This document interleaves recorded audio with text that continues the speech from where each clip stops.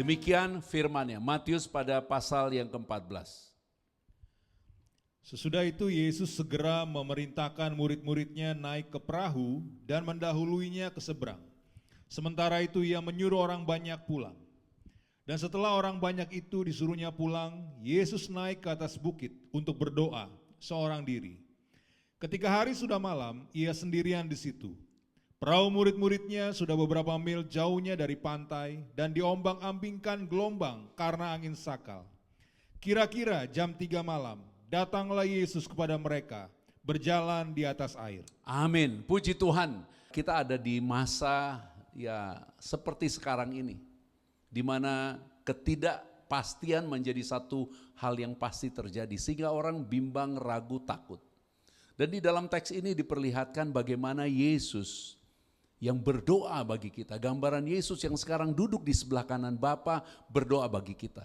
Tidak semua orang menyadarinya, tapi biarlah kita hari ini menyadarinya. Kita perlu satu jaminan dan kepastian tentang kehidupan kita di masa depan yang kita tidak tahu.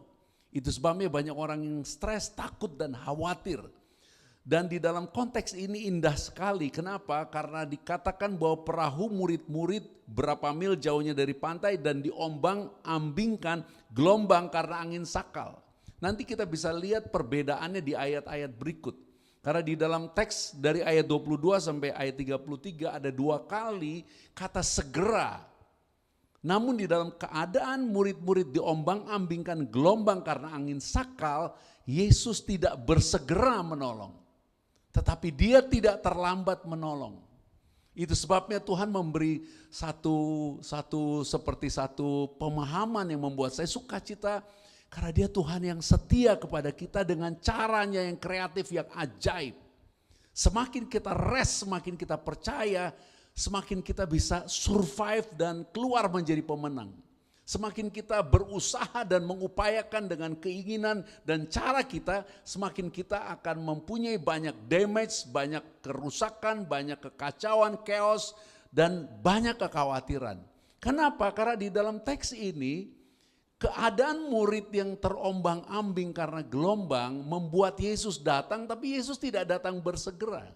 Sepertinya Yesus tahu pasti bahwa semua yang sedang terjadi tidak dapat membuat murid-murid dikalahkan oleh keadaan. Karena janjinya sudah dia katakan kepada murid-murid sendiri, kamu akan pergi ke seberang. Dia yang menyuruh pergi ke seberang. Kalau Tuhan yang suruh, Tuhan yang perintahkan, tidak ada yang dapat batalkan. Bahkan kekuatan surga menopang firman-Nya supaya digenapi di dalam kita.